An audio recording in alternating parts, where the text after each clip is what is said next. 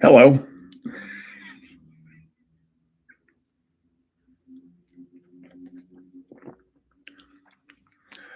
I didn't know what kind of results I'd get at 9 o'clock Eastern Standard Time. Hello. Yeah. Normally I do this later in the day, like 6, 7 o'clock in the evenings Eastern Time. So everybody, of course, hey Ben. So, of course, everybody according to analytics, about 65 to 70% of the people that uh, look at my channel are from the United States. Uh, so it's probably much better at 6 to 9 Eastern time than it is 9 to 11 in the morning. So, hello. So what happened was, this is how quickly you can move. uh, Yeah, but I wanted to do it so that maybe if there were some people in Europe that wanted to get on, because when I get on at 7 o'clock at night, it's already midnight in Europe at least. So uh, I figured there might be some people up. I didn't figure there'd be a lot. So here's how quickly you can move at 74 years old. So I'm just laying there going la la la la la la. I know I have it in my phone, a live stream, and I have an 8:15 reminder to an alarm to go off. And I'm just laying there la la la la la, and all of a sudden my alarm goes off, and I'm like, it's 8:15. I was I brushed my teeth, had showered and dressed, and was out of the house by 8:27. Took me 12 minutes, brush my teeth, shower, dry off, and dress so I could go over here. So I walked out of the house at 8:27 because my sweetheart was up. And she thought I was a little crazy going out at 8:27. I made it to Dunkin' Donuts by 8:31, and I made it back to the house by 8:45. Actually, the most time was in Dunkin' Donuts, and uh, it was. I don't think they were that awake. But then I get home, and this coffee is scalding hot. Something I didn't think about. They had just made it. So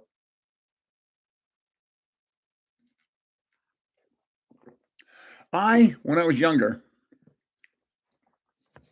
for a summer, I worked in an A&P, which is a supermarket. I got food also. It's so I worked in a supermarket and an A&P, and in the summertime, I actually worked. I was driving age, and I worked the overnight shift from like 11 o'clock at night till 7 o'clock in the morning, stocking shelves. And that is such a tough job, to be awake when everybody else is sleeping and then be asleep while everybody else is awake. Thank you very much there, BK up. So, and I got pretty good at it. I'd put my hand on the top of a box and I had that razor blade and I'd go zip, turn the box, zip, turn the box, zip, turn the box, zip, and have the whole top of the box off. Except one time I went zip and I slipped off the top of the box and I got my hand and I have a scar right here where the razor blade went zip. Boy, oh boy, oh boy. Working the overnight shift is I don't care how young you are. I mean, at the time I was 17 or 18, so I was full of energy. That's energy that a 74-year-old doesn't have. And it was very difficult work. So I'm going to say, so I'm giving this away to people that are live, both Friday and today, and I'll explain it to you. So this is the number one item. Now, if you've been live with me, I've given away packs and cards, but I've never given away a box for being live. So I just saw that box and it was so nice. It's got 5 Mega Evolution Ascended Heroes booster packs. It's got 3 promo cards. It's got a pin. So I said, this is a pretty cool box. So what I'm going to do is I'm going to take people that were in Friday. I already put the list together. And let me see how many there are.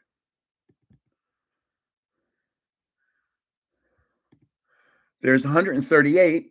Well, 138 words. It could be less than that. It could be about 120 people. And then add today's to that. And if you were in both Friday and today, you get to enter 2 times. So I have to come up with, so the code word today to get in, and then you have to enter it during the live. Just say Gengar, Gengar. Just right now, type Gengar. That'll be the code word to get in. I don't want people who aren't on this live to watch the video and then type in Gengar. So what happens is when this live is over, it's too late. You can't enter anymore. You have to enter during the live. So and I'll say this many times during the live today, you have to say Gengar to get into the giveaway. And you'll only be in the giveaway once for today. But if you were in here Friday also, you'll be in twice. So you have, even though those still aren't good odds, the odds are terrible. Boy, I'm going to have another 5. I don't know how many people I'm going to have enter this Team Rocket Moltres UPC giveaway. I'm over 3,000 entries already. Now, a lot of them there's duplicates. So I don't know how many it actually is. I won't, until I actually compile them all, I won't know. So you'll see me drinking all the time. So I guess, I don't know. Are there people on here? Yes. On any video, just type Gengar and I'll see it. Of course, what I'll do then is I'll go to the comments. There's an area where I can go to and I can see all comments. And then I can sort by and then just type in the word Gengar. And if the word Gengar is in there, it'll list it. But then, of course, I'll be able to look at the times also. There's times on them and say, well, somebody from 2 weeks ago didn't watch the video today. So let's see. What did I have? I had something important to say. Oh, my oldest son is coming to visit today with my oldest grandson. Ben, I quit and went back to college almost 3 years ago. I got my associates, started back up in the fall. Okay, so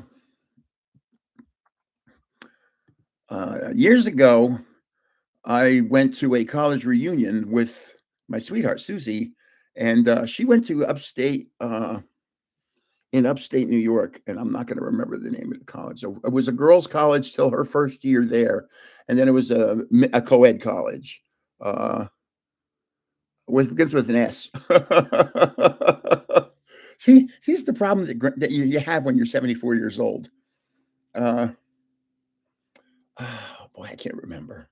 But then here's something. So one day I said, let's go for a ride. I'll take you up to my old college.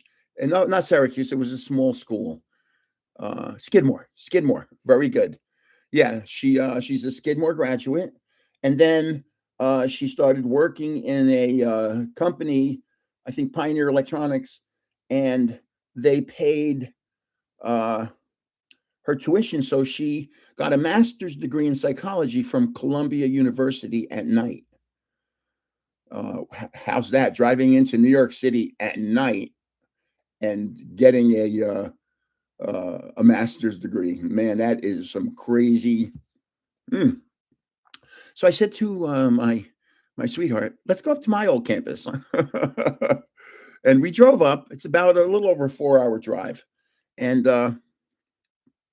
pulled onto the campus, and I go, "What the hell are all the kids? There's nobody there." And she goes, "It's Thanksgiving."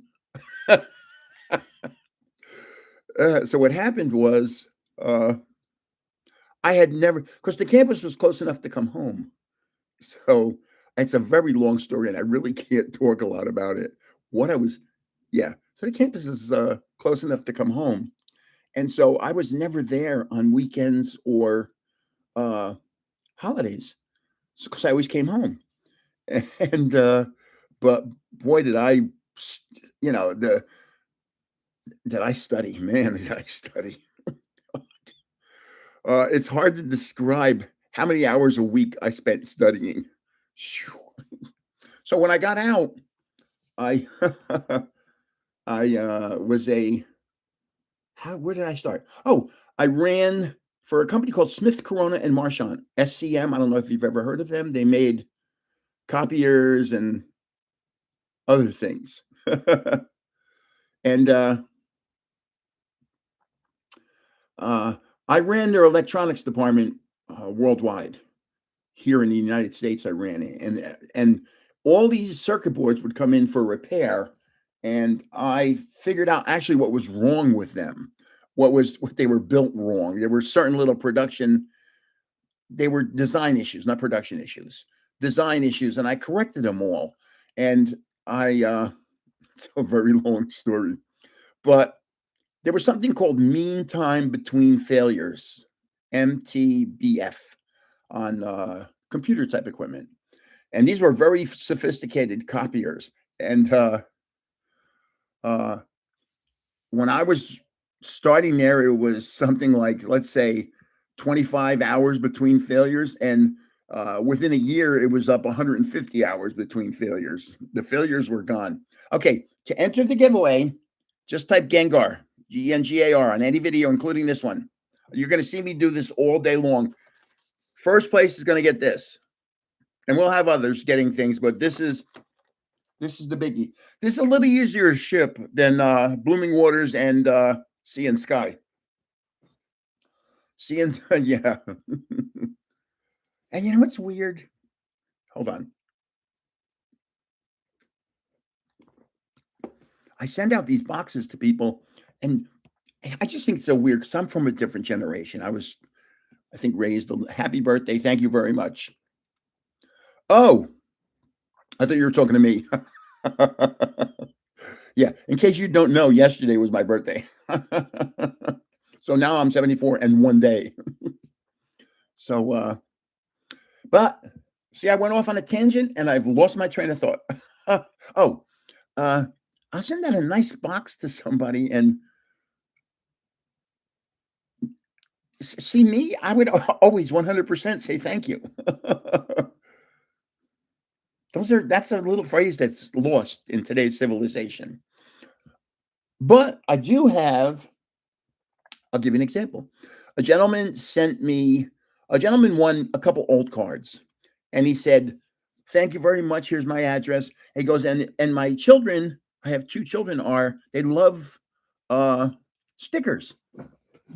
So if you have any stickers,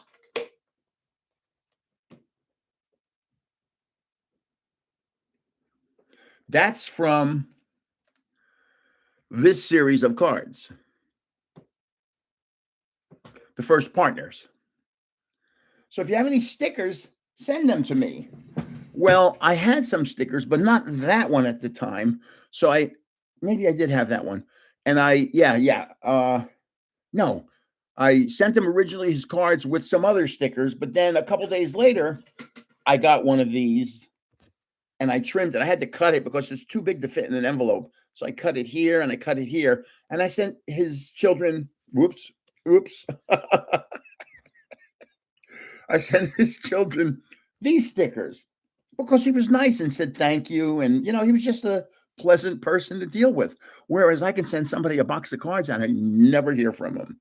And it's just so weird because I was raised to say please and thank you. And the reason for that was my father was this big. My father was the size of Godzilla. And his favorite words were, "Yes, sir." He had four. My dad had fought in World War II over in Europe, and I mean, I don't want to say he wasn't afraid of anything, but I never saw him express any kind of fear of anything. From what my thoughts were, and we never talked about World War II. He never talked about it. He had on his arm here, I think it was here if I remember correctly. I mean, I was 26 when he passed away. He had a Betty Boop tattoo, a big one. Do you remember Betty Boop? So we never talked about the war. He had some pictures. Did see some pictures of him over there. He was a gunner on a half track. If you know what a half track is, it's got two car tires up front and a tank tread in the back. And there was a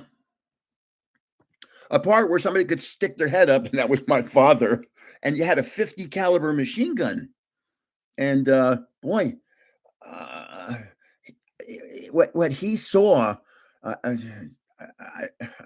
I, we never talked about it. And I could imagine it affected him his whole life. And so he drank. He drank. He would get a glass this big and fill it with whiskey and drink it.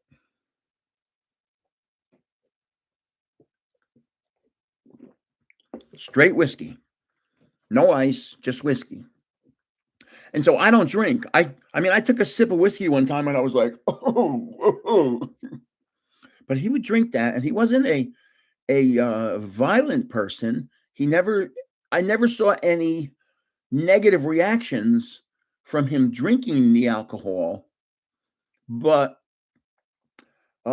he died at 59 years old. He was as big as me. He was 6'3", 300 pounds. He was a big man, big, strong man. And he died at, boy, what happened at the end? How much in depth do I want to go here? He had, my mother had died at a young age. My mother passed away at 39. So my mother was an Italian. Carmela Cusimano was her maiden name. And she died at 39 years old from lung cancer. She was a smoker. You know, and unfortunately, my mom and dad smoked, which meant I secondhand smoked. And she died at 39. I was 9 years old. It made for a very unusual childhood. As I tell people, it's probably better if you're going to lose a parent to lose a father than it is to lose a mother. It's just my thoughts. So my father passed away at 59. But he remarried. He remarried a woman who I didn't get along with. I didn't. What can I say? I mean, I didn't think she was a nice person. He was away a lot, as he was when I was young by myself. I mean, I was living at home alone at 9 years old. He would fill a refrigerator up with food and be gone for a week with work. And at 9 years old, I had to learn how to make breakfast, lunch, and dinner, how to wash clothes, how to do the dishes, how to get myself up to go to school. Boy, it was very unusual childhood. Sleeping in a house alone at 9 years old at night is very weird. Houses make noise. I don't know if you're aware of that.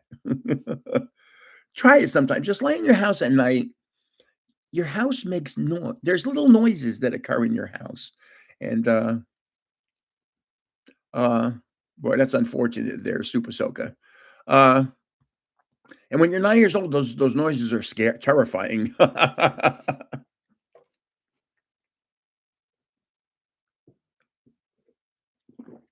So he was as big as me.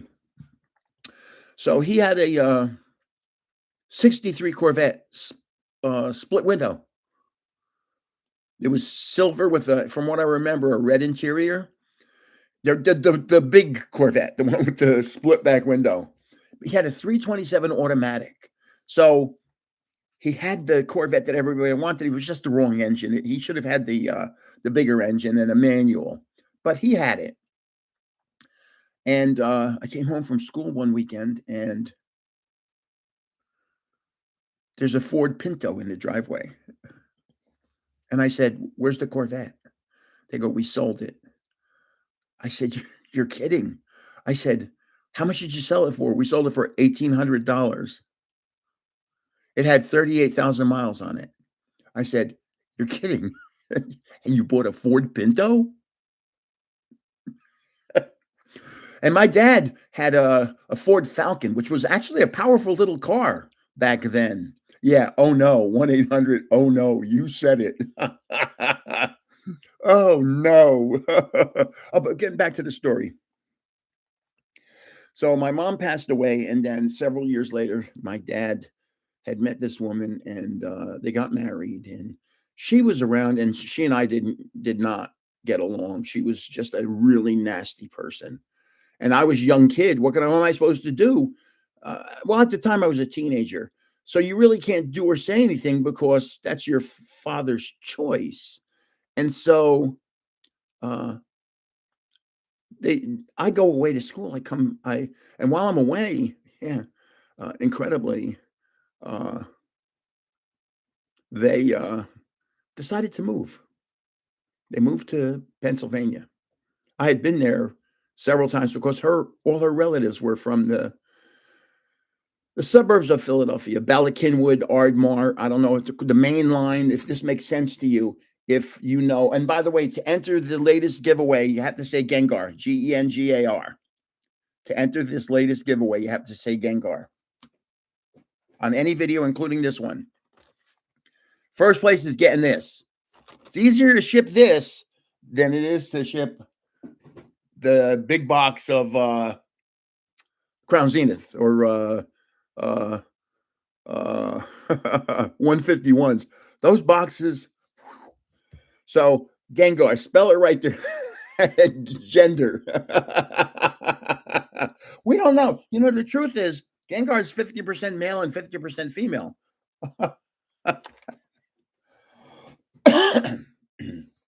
So they moved away to Philadelphia. So I finished school, and I got married young.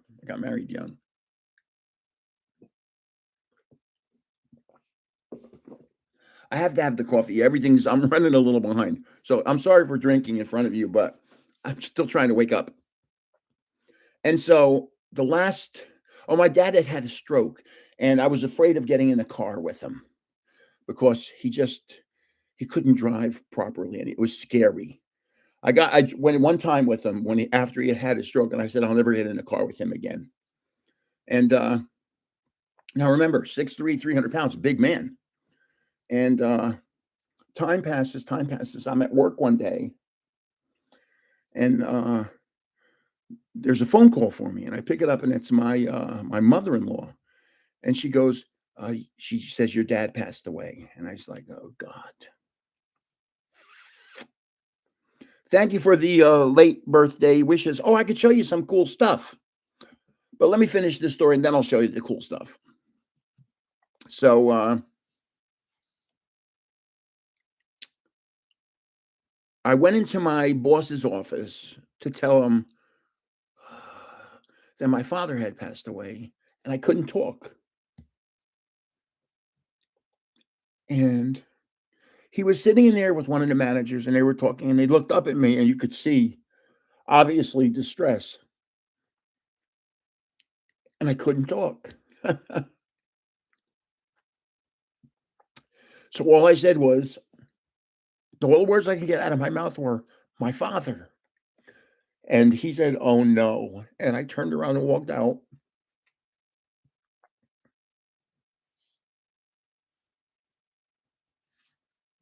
The funeral was in Philadelphia, in the suburbs of Philadelphia. At a place, I swear to God, at a place called Stretch's Funeral Parlor. I swear to God. Stretch's Funeral Parlor. Like, you can't have a funnier name unless it was, of course, the Munsters Funeral Parlor.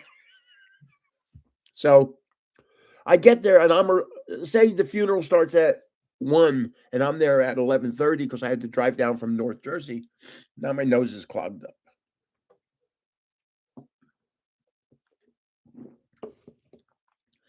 And now remember, my father's 6'3", 300 pounds. And Stretch, I guess it's Stretch. I don't remember who it was. I was 26 years old. My nose is running now. Oh God. I have a tissue here. Sorry about that. And it's a closed casket. And the Stretch says, the guy from the funeral parlor, do you want me to open it? And I said, what does he look like? And because I hadn't seen him for 5 years, hadn't seen him because when they moved to Philadelphia, I lost all contact. I had no idea where they lived. This is this woman. This woman was a crazy person.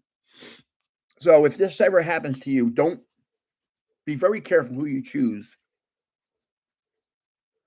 because very easily they can alienate your family. So I said to Stretch. I go, what does he look like? And Stretch goes, he weighs 80 pounds. Guy who weighs 6'3", 300 pounds, who now weighs 80 pounds, which means he was sick. He had cirrhosis of the liver. He was sick for years. She never told us.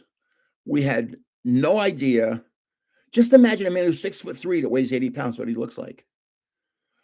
I said, do not open that casket. I don't want to see him. I want to remember him the way I knew him as this big, strong man. And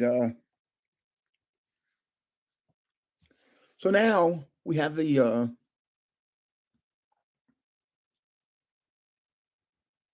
I'll tell you the whole story. Wait to hear this.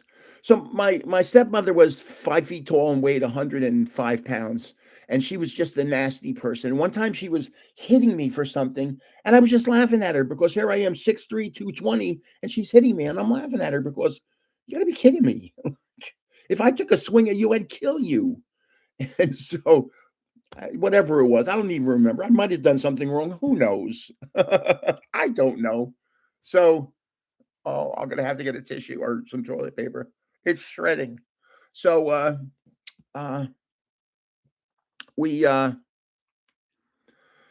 so the service takes place in the church, and it's time. The cemetery's right next to the church, so they're gonna have pallbearers. Well, I'm the only family member there. They didn't have me as a pallbearer. They had 6 people. I have no idea who they were. So I'm not gonna start a problem. I'm just gonna whatever. So they carried him. They had the service, the burial, and then we had a dinner at somebody's house. One of the aunts. I have to get something from my nose. My nose is going to be running. And my stepmother had 3 or 4 sisters. Now my wife was with me at the time, so we're in their house, and one of the sisters comes over, and she was a good-looking woman who was probably in her 40s, really good-looking woman. And right in front of me and my wife, she had stockings with a garter belt. She lifts up her skirt. She puts her foot up, lifts up her skirt, and fixes her stocking right in front of me and my wife. And we turn to each other and go, what the hell was that? Like she was trying to expose herself or something. It was bizarre.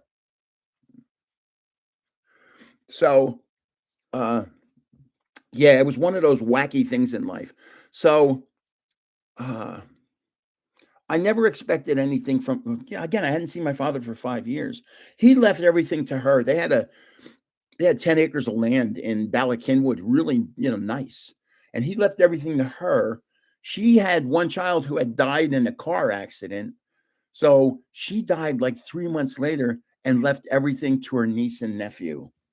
And man, that's why you got to be real careful if you get remarried, who you remarrying, what you do, because everything that was my family's went to her family. And so, kind of weird. Happy birthday. Thank you very much. I'm going to get a tissue. I'll be right back. And I'm going to show you some stuff. I have to get 2 things from back there just to show you. I'll be right back.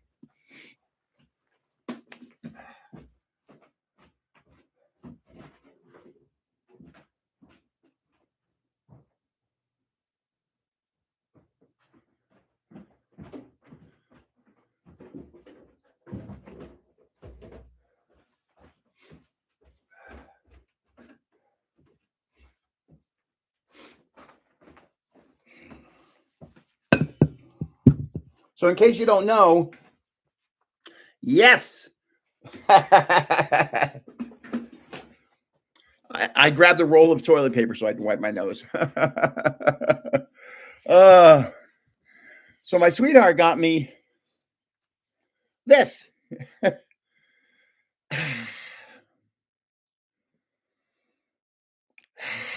I am a coffee drinker.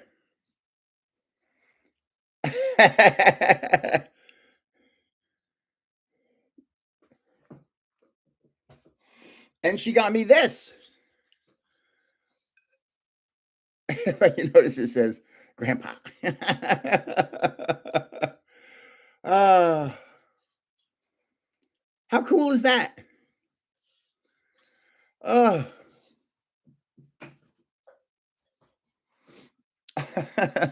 so now my oldest son is going to be here today. He's going to be here at 1 or 2 o'clock.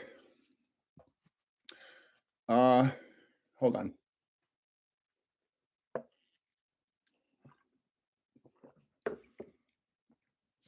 You don't hear me talking about my children a lot for a reason.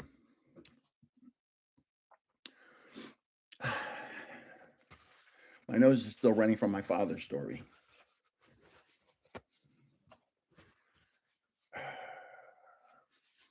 So the reason I don't talk about my children is I'm always afraid I'm going to say something that's insensitive because that's my age. That what I don't think is insensitive, or what I think is normal to some people is insensitive, and I don't want to offend them. And then it get back to where my children work. So you never hear me talk about my first son, my third son, and my daughter, because they all work for big corporations. When they quit, or when they retire, if I'm still alive, I'll tell you who they worked for and what they did. But until then, you'll never hear me talk about it. My second son is a realtor in Tennessee. He was a corrections officer here in New Jersey. He's retired. He has a pension, and he moved to Tennessee. He's in his 40s. And I can talk about him because he works for himself. He works for a real estate agent, but he's a very successful realtor, and no real estate agent or no realty company is going to ever terminate him because he's a big producer. Hello from the rising. God is great. Oh, I don't believe it. See, this is why I wanted to do this at this time. So that people like God is great, because I know he's in Tokyo, correct? God is great. And I knew normally when I'm doing it at 7 o'clock at night, it's God knows 6 o'clock in the morning over there. So that's why I wanted to do a weird hour one, a very early one, so people on the other side can have normal hours. My sweetheart's doing well. She's downstairs. She's walking without help of a cane. She brings a cane every now and then, but she walks around the house. She goes up and down the stairs. Yesterday, she went into the shower by herself instead of me helping her in. And by helping, I would just sit on the toilet. She'd use me as the grab rail. Yamagata. Sorry about that. And so she's now doing it by herself, and she's getting much better. We're talking Thursday. So it's been 3 weeks and 3 days since she had the hip replaced. It's 10:30 p.m. so they're 13 hours. Yeah, it's 10:30 p.m. for God is Great. I've sent God is Great some cards. I got to send him some more. It's a long story.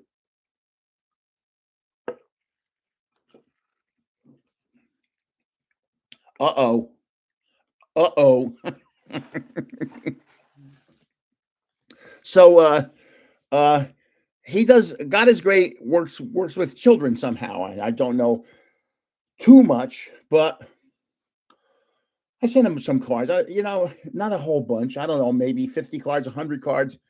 Shipping to Japan is not easy. It's not hard.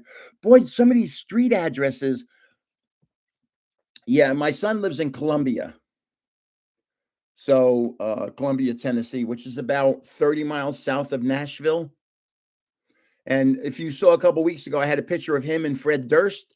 He bumped into Fred Durst in a restaurant from Limp Bizkit, and he knew who he was. By the way, to enter this giveaway, you got to say Gengar.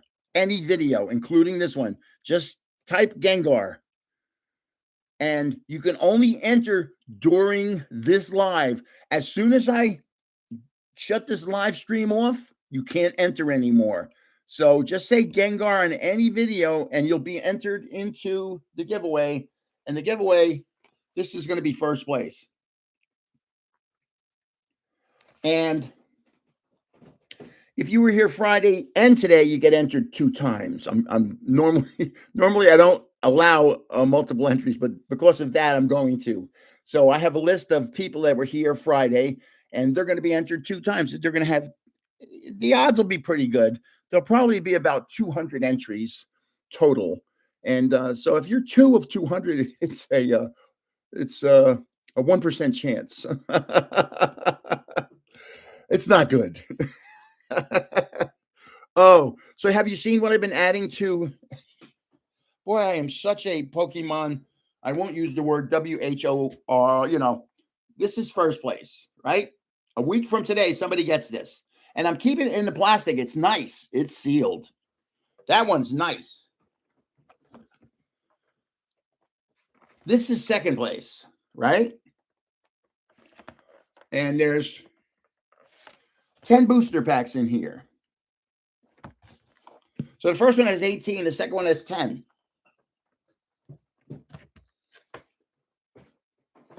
So 28. The third one has 6.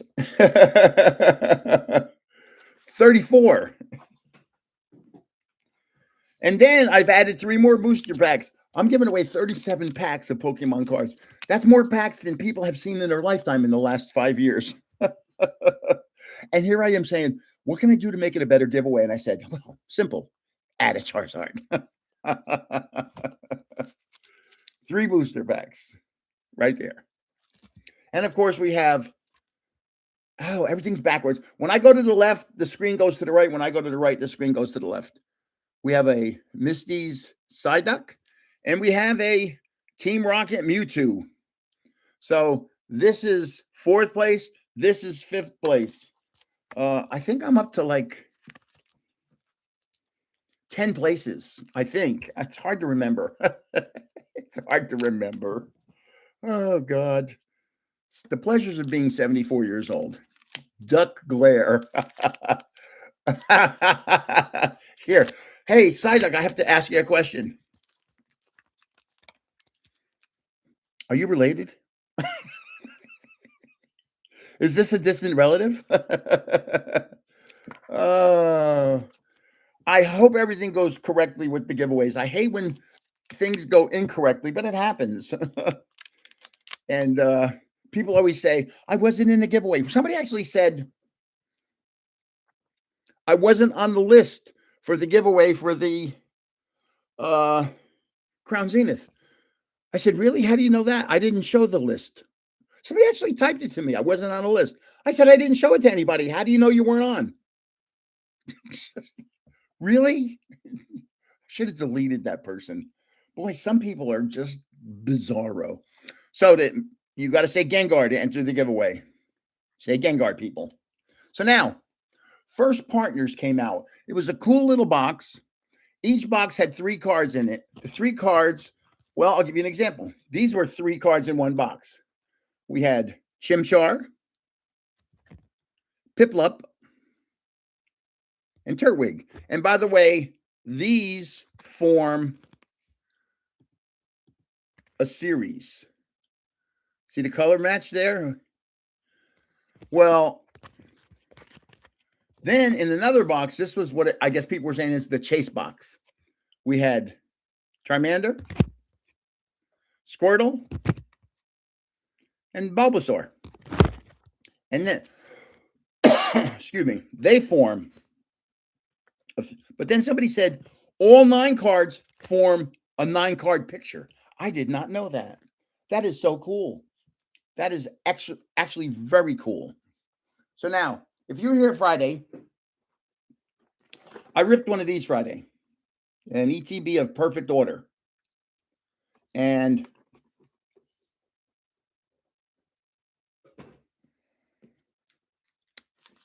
truthfully, it's not my favorite Pokemon ETB. The best cards I got from there, I pulled an illustration rare Drapion and the promo Tyrant. That's a beautiful card.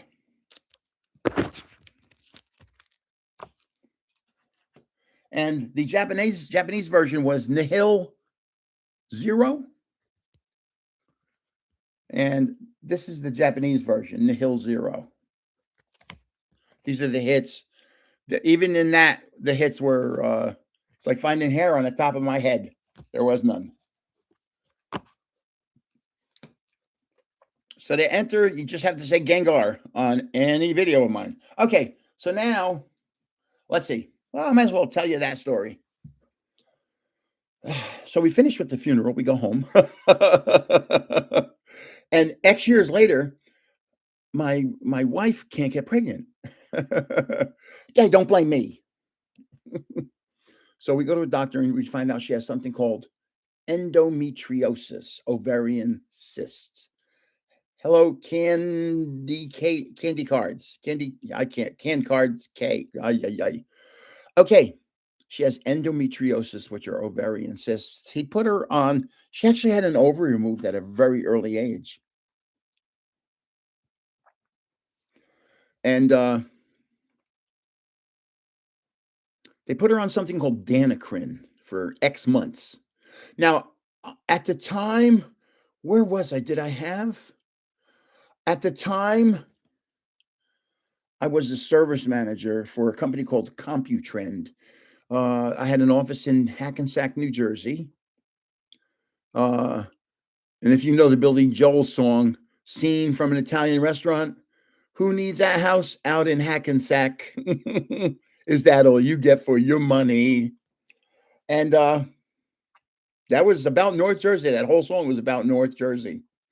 The Parkway Diner. That's the town I lived in when I was young, the Parkway Diner town. So she had her ovary removed and she's on Danacrin for 6 months, and it was very expensive at the time. It was, and my medical didn't cover it, and it was something like $150 a month. And at that time, that was a lot of money. And so I'm at work, and I'm sitting talking to my largest customer, Goldman Sachs, and my phone buzzes, and I said, "Hold on a second, John," and I said, pick that up, and I said, "Hi, what's up?" And she goes, "You need to talk to your wife." I said, "Tell her I'll call her back." She goes, "No, you need to talk to your wife right now."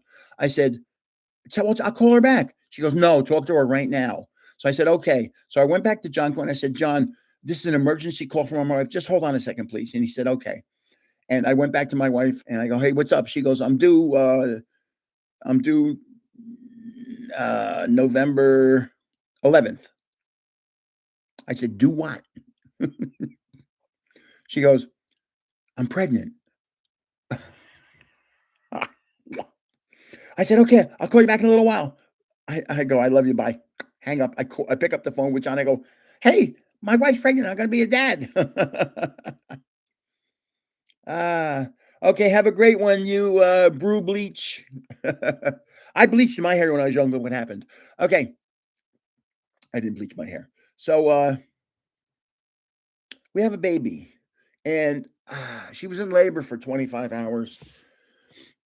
Incredibly, he was born on Thanksgiving. He was born on Thanksgiving, 1980. Oh, yeah, I was the service manager. He was, yeah. Goldman Sachs, when I started my own computer business, Goldman Sachs became my largest customer. John Quinn was, I made a lot of money with John Quinn. So I'm in the whatever that's called, that delivery area, the delivery, whatever it's called, the ward or whatever. And so she's in labor for 25 hours. Finally, we have a baby boy. He's 8 pounds, 10 ounces, I think. So he's a good sized boy. And I have to go home and go to sleep. I'm exhausted. You think I'm exhausted? She's been in labor for 25 hours and I'm exhausted. So I go home and I took a little nap. I don't think I slept much. And on the way back to the hospital, I'm driving through this section of Ridgewood. This is the town we're in right now. We live in Ridgewood right now. And there's the library and a big field where they play all sports. It's all soccer and baseball. And there's trees on the other side. And through the trees, the sun's up, just coming through the trees. And as I'm driving and I have the radio on, all of a sudden the song, Here Comes the Sun, is playing on the radio. And never forget that. As my son was born, Here Comes the Sun. Of course, it's spelled differently. It's a different kind of sun. But it was as I'm driving, it was just like weird. At that moment, through the trees was the sunlight, and all I hear is Here Comes the Sun. So I wanted Mark Jr. and ended up with not Mark Jr.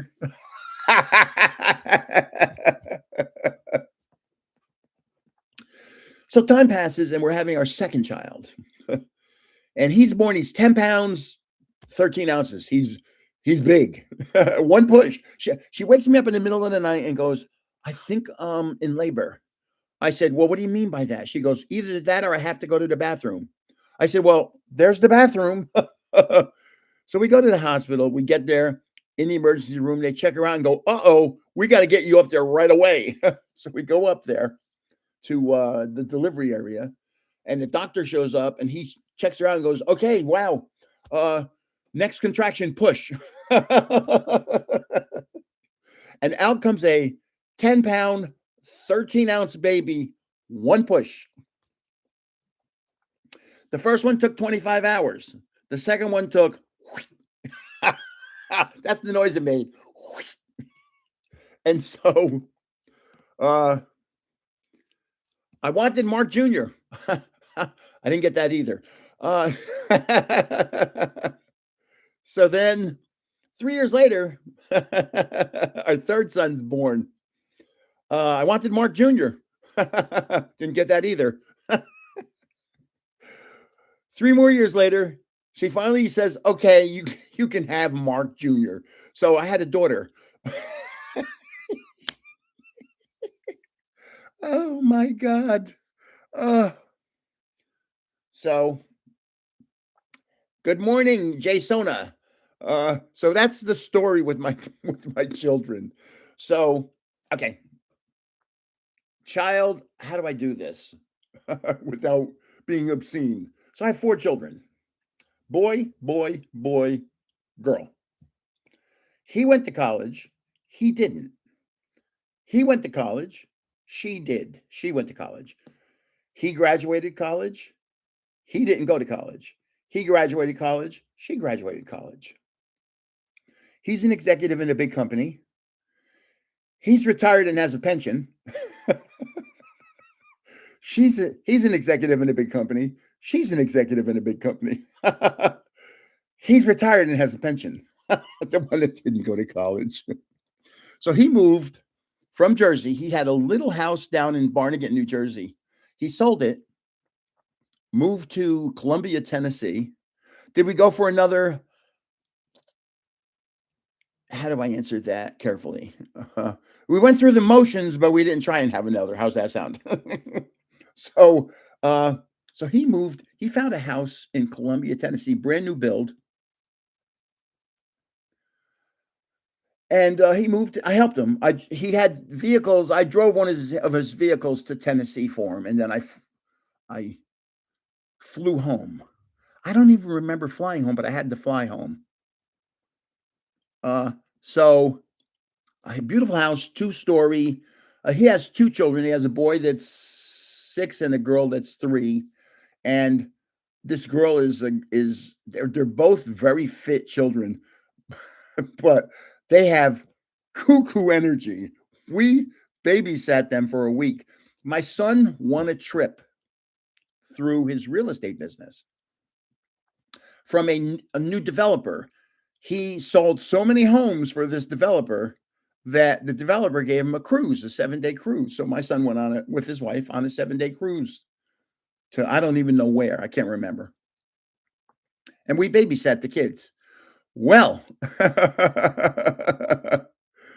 we drove down there, we drove back, but they sapped so much energy from us that when we got back, I think I slept for 3 days. Little kids have so much energy. So now my oldest son is going to be here today, and it's my oldest grandson, and my oldest son and his wife are going to be here. They were college sweethearts. How cool is that? Excuse me. If you're wondering why I'm wiping my nose, I don't have a cold. I just had a sad story a little while ago. So to enter the giveaway, just say Gengar on any video, or just say Gengar, even this one, any video. And I should have it online by tomorrow, maybe tonight, maybe.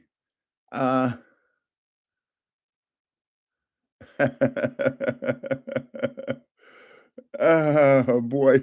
I saw the funniest thing online. I have to tell you, this is the funniest joke. It's a visual.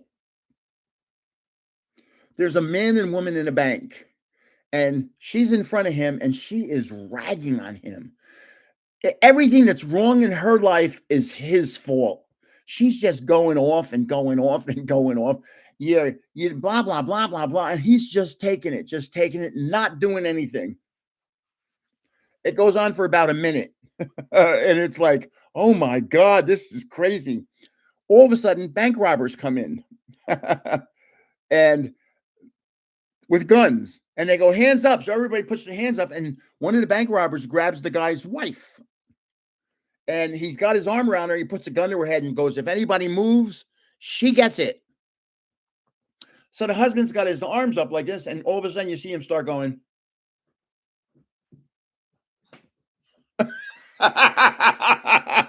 He starts dancing. Oh, this is a totally different giveaway. Alluvialian. This is a totally different giveaway. Just say Gengar. Don't worry. Just say Gengar. And so he's dancing because the guy says, if anybody moves, she gets it. And so he's like, please, please, please, please. Oh my God. See, I'm old enough to remember Benny Hill. Do you remember Benny? Does anybody here know Benny? See, you have to be my age. I know so much stuff that most of you people don't know because you're not old enough. You didn't live it. Benny Hill was so funny. Oh my God. He's a comedian from England. And he passed away at an early age. And he had a Benny Hill show once a week. It was so funny. I can't even tell you what it was. Oh God. It was like the Man Show before the Man Show. Do you remember the Man Show with Adam Carolla and Jimmy Kimmel? And Jimmy Kimmel was, boy, oh boy, oh boy. Never mind. Let me just shut my mouth. Wow. How you can go from being that to being that is like, it's like you changed your skin. I mean, if you met me as you see me now is how I was when I was 20 years old. I didn't change my zebra stripes. But how do you go from being somebody that seems to be one thing and now all of a sudden you're the other thing? How do you do that? I don't know. I don't know. I guess for Hollywood money, you can do anything. You ever watch Red Green? No, but I have some Red Green cards. So no. Okay, I do this a lot. I show people this, and I'm going to show. If you've seen this, please don't say how much it was. Okay. This celebrates Disney's 30th year. Disney has now celebrated 70 years. This is from 1985. Good for one admission on a youth day only to Disneyland and unlimited use of attractions. On the back that I can see right now, there's a price to this ticket. And there's also a price to parking. Okay? In 1985, how much did this ticket cost? Does anybody have any ideas? Let's see some numbers over there. In 1985, entrance to Disneyland and parking.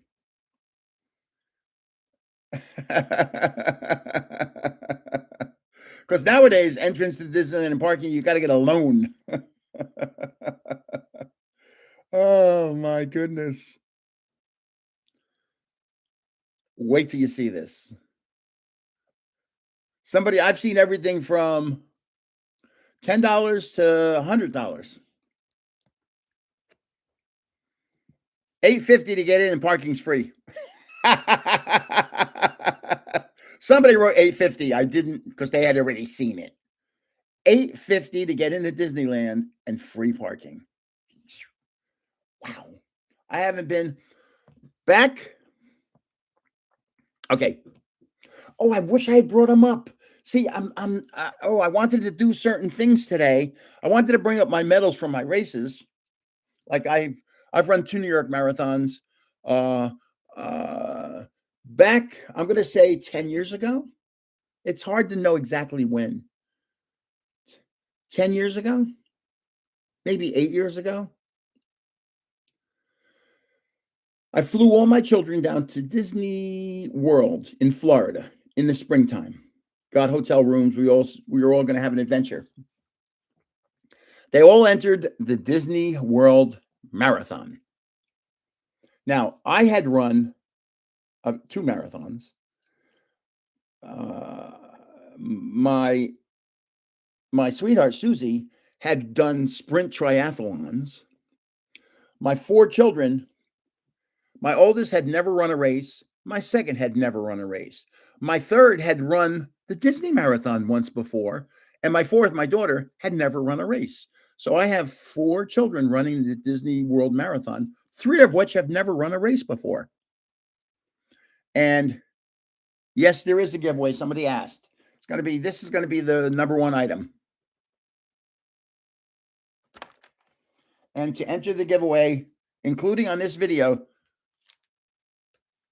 just say Gengar, Gengar. That's all. You don't have to say, I love Gengar. Gengar is great. Just say Gengar. So I fly him down to Florida. We have hotel rooms. I don't even know what hotel we stayed in. We stayed in a Disney hotel. And my sweetheart and I ran a 5K one day, a 10K the next day. Then they had the half marathon. We didn't run that. And then they had the marathon. So we skipped a day to do the marathon. During the 5K, the starting temperature at the start of the race was, I think, 28 degrees. And it was so cold. And we weren't ready for winter in Disney World. It was so cold. All the palm trees they had were wrapped with, I don't know what, but it was horribly cold. So now it's marathon time, and there's 6 of us running it, me and Susie. And by the way, in case you people don't know, and I'm going to show you, that's Susie, and that's me. This is probably, I don't know how long, this isn't that long ago. This is about maybe 10 years ago. Disney World. So we all run the marathon. Susie and I, at the half marathon, you could drop out. So Susie and I said, at the half marathon, that's it. We're done. I mean, it's just, we have another half marathon to go. No, thanks. Hello, rugged nerdy. So my 4 children, 3 of which it was their first race ever, they all finished the marathon. My daughter lost 2 toenails in the marathon. And I wanted to buy Lee press-on nails and send them to her and say, I found your nails. See, that's my humor. Nothing is off limits. Oh, God. Oh, okay. So that was in the springtime of whatever year that was. Then in the fall, They have a race out in California, Disneyland, but they don't have a full marathon. Their largest race is the half marathon. So we all signed up for the half marathon out in Disneyland in California, and we all ran the half marathon. We all finished. And you got a medal called the Coast to Coast, that you ran the marathon in the spring and the half marathon in the fall. And let me tell you something. Grams is doing great. Thank you.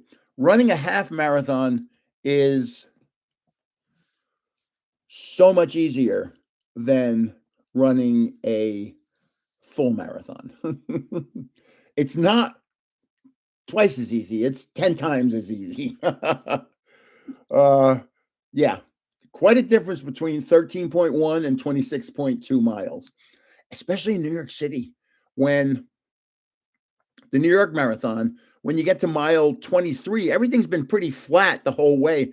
And all of a sudden you get into Central Park and it's up and down hills. And oh my gosh, I finished. And as I crossed the finish line, I just looked for a place to sit down, and they put a medal around your neck. So I go home. I didn't know how long I was going to take. So I took I went in with some people that were running it, and I took mass transit home. And I get home, and I have this medal hanging around my neck. And my children see it and go, "You won?" And I go, "Actually, I finished closer to third place than I did to first." I finished like in 25,000th place. Oh my goodness. Yeah, right. She did a triathlon and slept the whole way home. When you're exhausted, the first marathon I ever ran, at the end of the race, I literally had zero energy. If I had to go another mile, I wouldn't have been able to do it. I had zero energy. It was just gone.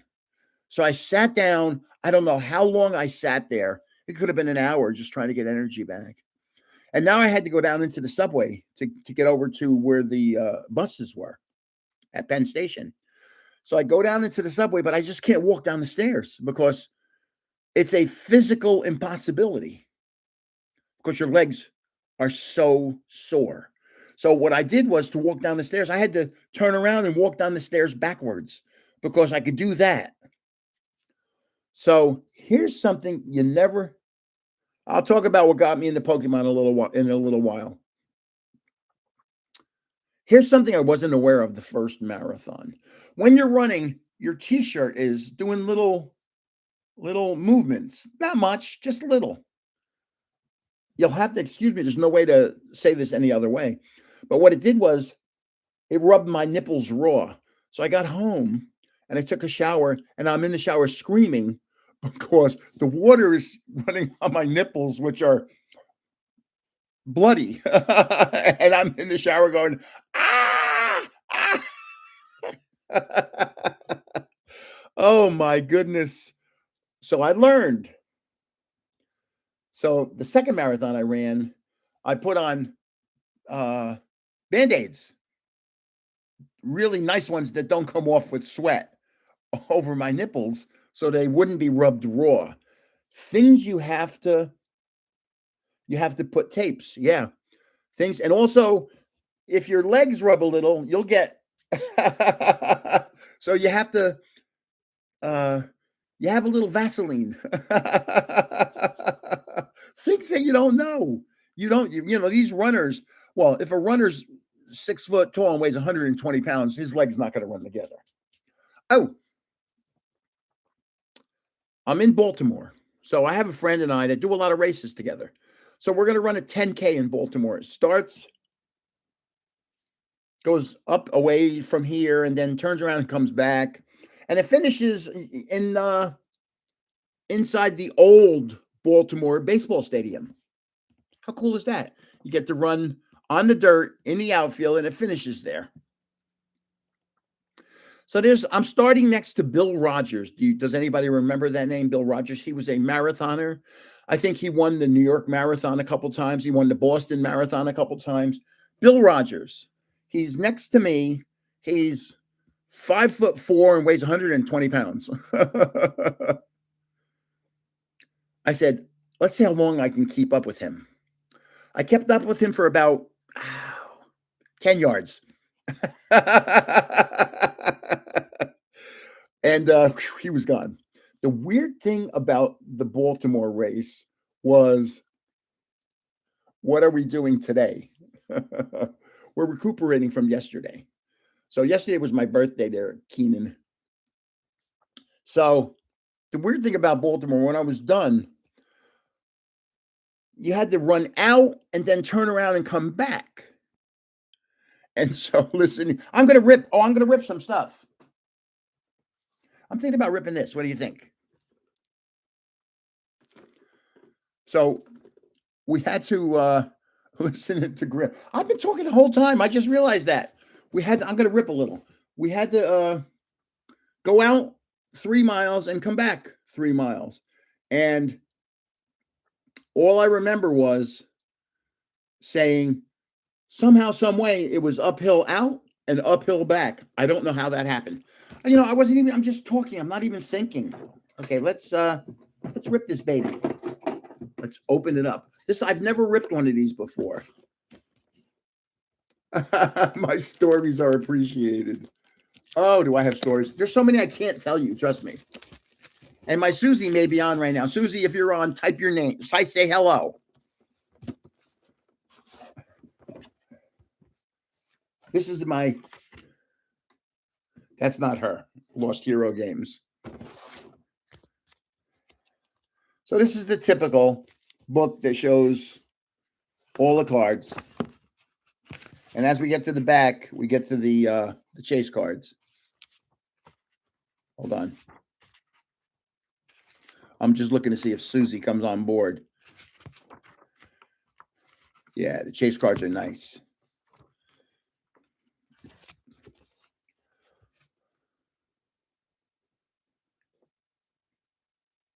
Two gold cards. We have a Mega Charizard and a Mega Dragonite. Today's your birthday. Happy birthday. And here's more chase cards. So, I'm glad somebody said something because I wasn't even thinking. I'm just telling stories. I can talk. Okay. The pack is, here's the difference. This is the new ETB, and this is the last one. Which one do you think is better? And when I say the new ETB, I mean perfect order. Everything perfect order is that color green. Everything. Look at the inside. It's green. So let's open these. Let's see what we have. Oh, it's upside down. Don't do that. Okay. Okay, the promo is Zekrom.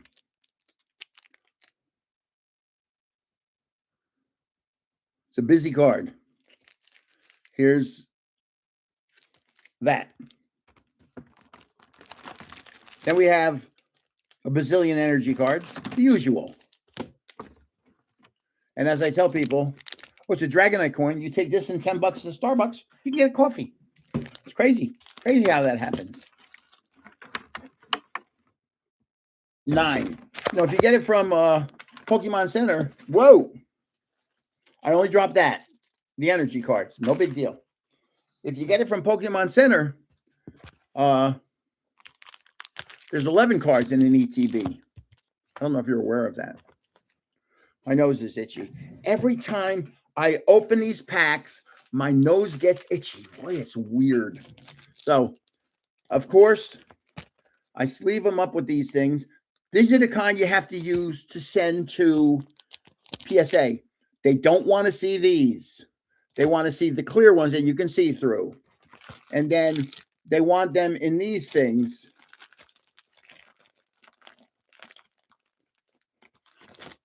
And it's very flexible and very light. It's lighter than the top loader. I'd rather have a box of these than a box of top loaders. Top loaders are very heavy. And when I'm dealing with boxes, I'm dealing with shoe boxes that are, I mean, they're not really heavy, but they're heavier. They're, they're not really heavy. I mean, to me, really heavy might be uh, before. I mean, I would curl 100 pounds, no sweat. I have 50-pound dumbbells in each arm. Uh, hey, Gramps, what's up, El Mero Mero? Your nose gets itchy. There is a hit coming up. Yeah, my nose gets itchy when I open packs. You'll see me scratching my nose every couple seconds here. Okay. See, if somebody didn't say anything, I would have never thought of, I forgot all about ripping. So we got Silcoon instead of cocoon. It's Silcoon. Gotta be, boy, oh boy. Dracoloak. Boy, see, you gotta be careful. Duck luck. Here's Waitress. Score Bunny. I have a plush of Score Bunny. Larry's Braviary, which is Braviary is a compilation of two words, aviary and brave. So it's a brave place where birds hang out. Can have a God pack. Let's see. Here's Dragonair. I love Dragonair. Here's a Mystery Garden. Here's a reverse hollow of Poniard. And it's got a weird hollow. Here's a reverse hollow of Stunfish. Here's it's a nice energy card. It's a shiny. But I just pulled a card. I skipped the card just then, and because I want to sleeve it. And I'll show it to you.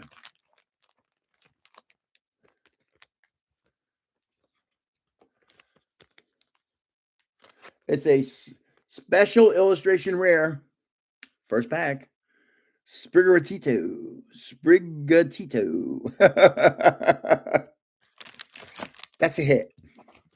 Sprigatito. I've never had one of those. This is my first. And it's centered. So that means it's going to PSA. Nice card. It is definitely a hit. Yeah. Okay, pack number 2. I'm glad somebody mentioned that to me. You know what was glad was that I got to say, hey, Jay's Mix, how's it going, man?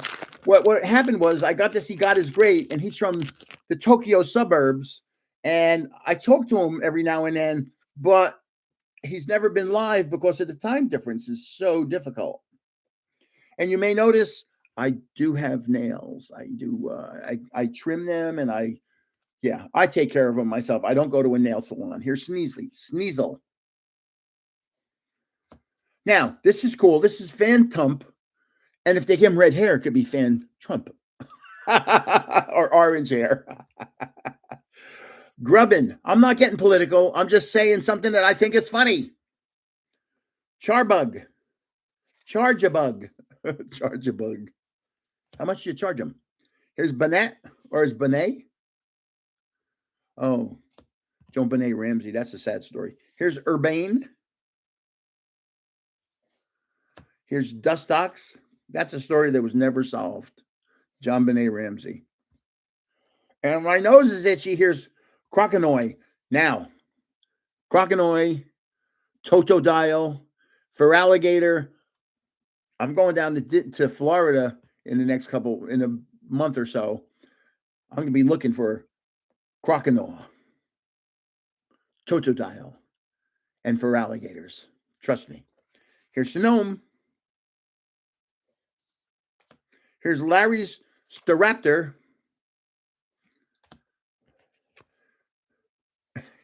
Who's Larry? That he has a Staraptor. I don't understand that. Obviously, he's a trainer. Larry is a trainer.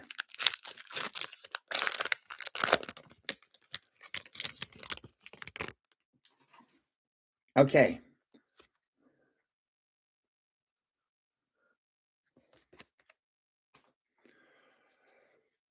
A glass trumpet. How'd they come up with that name? Here's Hitmontop.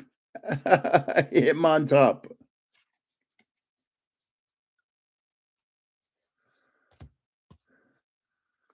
Here's Larry's Rufflet. Here's Larry. I'm sure that's Larry. Here's Dynamo. Boy, some of these names are not easy to say. Here's Glastrier.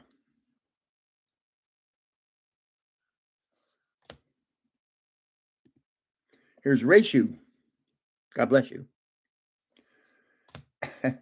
Acerola's Mischief. Boy, I am always going to say the wrong word there. Gruden. It's a reverse hollow. Here's a reverse hollow of Scraggy. This is a cute card. They should make this a full art card. That is a beautiful card. Here's a double rare of Mega Frostglass. And let me sleeve that up. And here's Green Energy. Mega Frostglass. It's one of the megas I don't have. So, in case anybody's new, this is how I take care of my nails. In case anybody's new on this video, to enter the giveaway, this is going to be first place. This is probably the best giveaway I've ever had on a live. To enter the giveaway, just say Gengar on any video. Gengar. Nothing else. Just Gengar on any video, including this one. And spell it correctly, please. Oh, how I got into Pokemon? Somebody's asking me that question. Okay. Because if I don't stop, I'll forget all about it. Back in the... I have really good cameras. Really good camera equipment. Back in the 90s, so I have Nikon cameras with big lenses and small lenses. I have a lot of camera equipment. So back in the 90s, I would go to a Devils game and used to be able to bring your big cameras in, and I'd take pictures of the action with a 300 millimeter lens and just make really nice pictures out of them. I'd blow them up sometimes to posters. I'd do 8x10s. So we'd go to a Devils practice and we'd get it signed. We'd get their pictures signed by the players. I had a picture of Mike Peluso in a fight, and I blew it up to a poster. And the angle I was at was Peluso and the guy in the middle, and in the background you can see the Devils bench with all the Devils watching the fight. And it was a pretty cool photo. I had lower level seats. It was a pretty cool photo.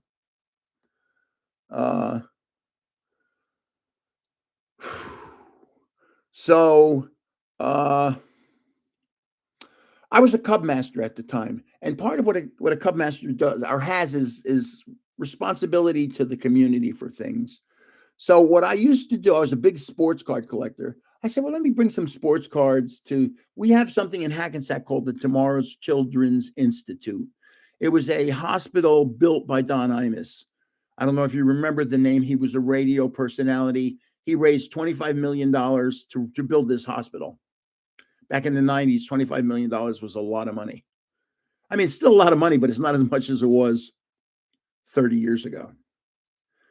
So I went by the hospital and I met with somebody named Lynn Hoffman. And she took me room to room to meet people. And I had sports cards. I had baseball cards, football cards, hockey cards, basketball cards. And I didn't know, first of all, that most of the children in this hospital were going to be minorities, Hispanic and African Americans. Why? I don't know. It was in Hackensack, which is kind of a minority-based town here in North Jersey. And everybody was a soccer fan, and I didn't have soccer cards. I'm like, man, I got every other card on the planet and no soccer cards. So I said to Lynn Hoffman, next time I come back, I'll bring soccer cards. So I'd buy a box of soccer cards, which at the time cost maybe $15, and you'd have 30 packs in there. And I'd just give each kid 3 or 4 packs and just go around and visit the kids. So I'm at a Devils game taking pictures, and I took a good picture of Billy Guerin, who was a Devil for, 8 years. And I went to the practice and said, Billy, can you sign this? And he said, sure. He goes, wow, that's a nice picture. Where'd you get that? I said, oh, I took it. He goes, well, can I get a copy? I said, yeah, sure, of course. I'll make a copy for you. I'll come back to a practice next week and I'll give you the copy. I said, hey, Bill. I said, I go by the Tomorrow's Children's Institute in Hackensack, New Jersey, and visit kids with cancer and blood disorders. Would you like to go with me sometime? And he goes, yeah, of course. So I gave him pictures and we made arrangements. We met at the Devil's Practice facility, which is in West Orange, which is probably about 15 miles from Hackensack, maybe 20. And I was born in Paterson, New Jersey. So we go by the hospital, and I have soccer cards galore, but I have hockey cards also because I'm with a hockey player. So we're going room to room, and everybody's thrilled to be meeting a guy from the Devils. And I'm taking pictures of the sick child, the parents, because whenever a child has cancer, it's not just the child, there's parents involved. And so what I told Lynn Hoffman, who was one of the executive directors at Tomorrow's Institute, I'm going to take pictures. Everything was filmed back then. So I'm going to take pictures. I'll blow them up into 8x10s. I'll bring them back. And whenever they come back into the hospital, you could just distribute them to the people. And she said that was a great idea. So we go into a room, and there's a girl sitting on the bed, and she's got a whole bunch of CDs. And Billy goes in and says, hello, I'm Billy Guerin from the Devils. And she goes, hi, I'm blah, blah, blah. And Billy goes, wow, you have a bunch of CDs. You're very lucky. She goes, yeah, I just got these CDs from the Make-A-Wish Foundation. And Billy's like, wow, that's really awesome. You're so lucky to have all those CDs. And he's talking to her for 15 minutes. And we walk out of the room. And I don't think Billy Guerin actually knew what the Make-A-Wish Foundation was or what it represented. And I said, Billy, I said, the Make-A-Wish Foundation is the end. You know, when you're at the end, is you can make a wish and they'll grant your wish. So 2 weeks later, 3 weeks later, now Lynn Hoffman had been with us and saw the whole interaction with Billy and that girl. 3 weeks later, I get a phone call from Lynn Hoffman. She goes, hi, Mark, this is Lynn. Remember Billy, when Billy was with that girl with the CDs? I said, yeah. Lynn goes, she passed away. Please let Billy know. So I called Billy up and said, hey, Billy, I just got a call from Tomorrow's Children's Institute. The girl that you sat on the bed with all the CDs passed away yesterday. And, you know, it's hard to fathom 12 or thank you very much, Electric City deals. It's hard to fathom 12 and 13-year-olds or younger dying of cancer. It's just so hard to understand. And so now I'll tell you one more. A lot of you have probably heard this story, but not everybody.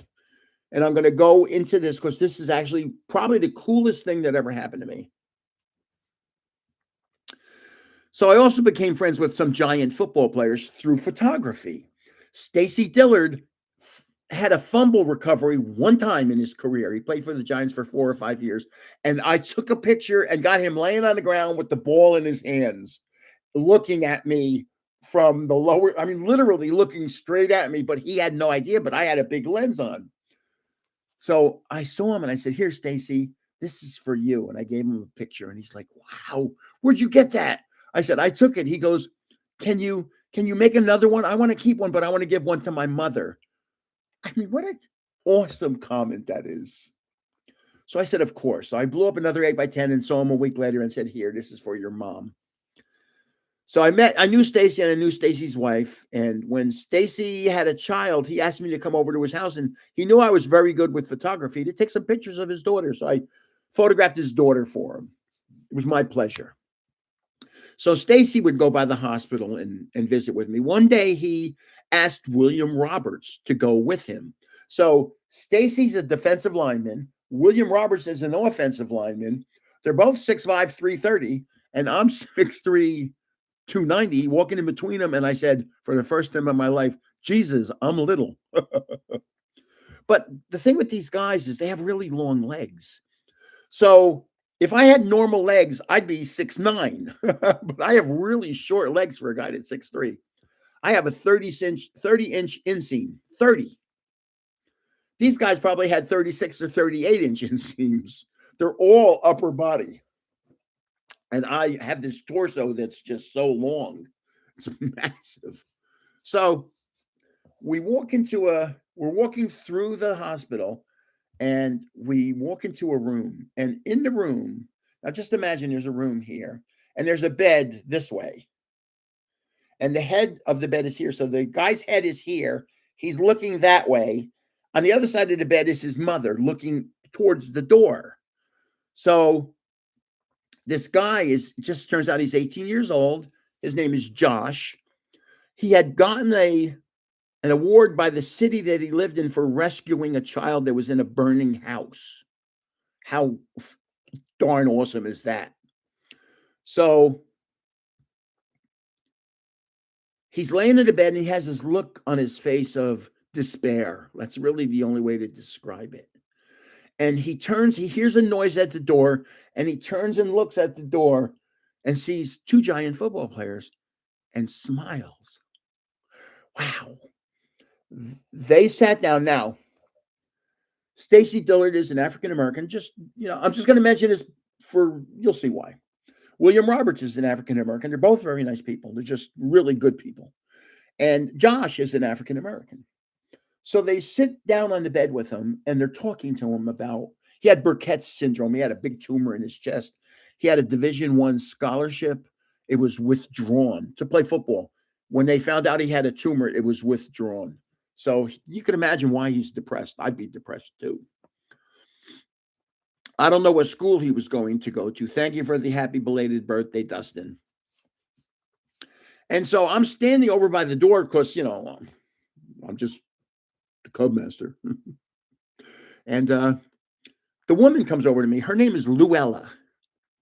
And she goes, now, these two guys there's Josh Favor's a big guy, but he's fit, but he's lost a little weight due to chemotherapy and radiation, but he's still 6'3" and 200 pounds. He's not a little guy. And these guys are 600, 700 pounds sitting on a bed with him. And she comes over to me and goes, excuse me, if you don't mind me asking, who are you? I said, oh, I'm nobody. I said, I'm just a Cub Master. And what I do is I bring football players and hockey players by to visit the kids with cancer. And she looks at me and goes, whew. It's very difficult for me to say. It's so difficult. She looks at me and goes, well, I want to thank you. Josh, my son, has been in the hospital here for 6 weeks, and this is the first time he smiled since he's been here. Whew. What a statement. So now,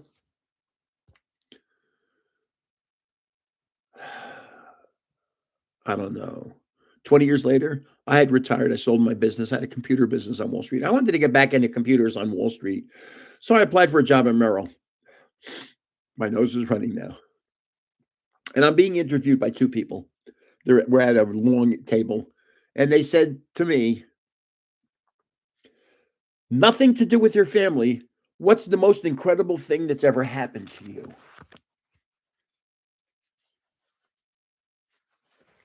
I said, oh, that's easy. And I told him that story, that I brought these football players and this kid, and the mothers said this is the first time he smiled. And I could see it in their faces. It was like, wow, what a story. I got the job. I ran a department in Merrill for purchases and acquisitions. Excuse me, now my nose is now running. So now I was into sports cards, and I have just letting you know, I'm giving this, my son's going to be here today. I'm giving him this. That's Roger Maris, Mickey Mantle, Rocky Colavito, and who's the other one? Bob Lemon. Oh, I met Bob Lemon, the guy in the middle. So this is Mantle up top here. That's Roger Maris right here. This is Rocky Colavito, and that's Bob Lemon in the middle. Here's Hank Aaron, Rico Cardi, and Roberto Clemente. They called him Bob Clemente. Right? Here's Warren Spahn. Does anybody know him? I mean, one of the greatest left-hand pitchers of all time. Hold on. Look what the back of the cards used to look like. Plus bubblegum. How off center is the back of that card? Look at the edge here. Look at the edge here. That's why it's impossible to find a 10. Hold on. My nose is running from that story. Let's see. In his best year, 1958, he was 22-11. He had 150 strikeouts, 76 bases on ball, and his ERA was 3.07. His overall career, well, at this point, he was 288 and 182, but he's in the Hall of Fame. Warren Spahn, a lefty, one of the greatest of all times. Here's 64 home run leaders. Harmon Killebrew, Boog Powell, and Mickey Mantle. Now, I'm a Mickey Mantle fan, so 58 All-Star selection, Mickey Mantle. Here's a unique card. This is what basketball cards used to look like. That's Magic Johnson in the middle. So my son's getting these today. So how did I get into Pokemon? So we bought a house. We live in New Jersey. We bought a house in Las Vegas. So we'd have a house close to the California kids. We had kids in California and kids in New Jersey. My nose is running. I'm so sorry about that. And so there's a really nice Legacy Sports Cards is out there. It's really nice sports card place. So I go in there and I buy baseball cards, football cards, whatever. And at the time, I'm a realtor, a real estate agent, and I'm doing very well. I'm selling a lot of houses, a lot. During my best year ever, I averaged selling a house every 16 or 17 days for the whole year. Yeah, I sold a lot of houses. And so, and we're not talking about $100,000 houses. We're talking about $500,000 houses and $1 million houses. So I go to a card show called the Front Row Card Show, and I'm going to give out cards. I suppose that's what I used to do, is give out cards to sick kids. So I have all these sports cards, baseball cards, football cards, basketball cards, hockey cards. I didn't learn. And I'd say to a kid, I'd go to the parents, can I give some cards to your child? Yes, sure. And I go to the child, what's your favorite sport? Soccer. But I noticed most kids were into Pokemon and their parents were wearing Pokemon shirts. And I had heard of Pokemon. This was about probably 4 years ago. And so I didn't know much about Pokemon. So I went back to the card store and I started asking questions. And I said, how does Pokemon relate to selling? And they said, Pokemon is about 60% of our business. Pokemon has passed sports cards. I'm like, what? You're kidding. So I started buying Pokemon cards. And I'm going to do a card show at the front row card show. I'm going to get 2 tables. And if you look back at some of my old videos, I'm there doing what I call the Pokemon Challenge. And I'll show you what I would do.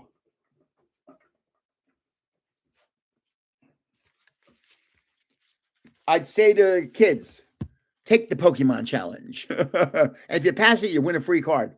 Who's that? Most kids wouldn't know who that is. You'd be surprised how most kids don't know who that is. Who's that? They don't know who it is. Who's that? They don't know who it is. Hold on. And it got progressively easier. I'd have 5 cards, and finally I'd go, and I'd have their names covered. Who's that? And they all got Pikachu, except one kid didn't know who it was. And I said, it rhymes with Mikachu. So, and then I'd give him a card. I'd let him pick a card out. So I'd go, hold on.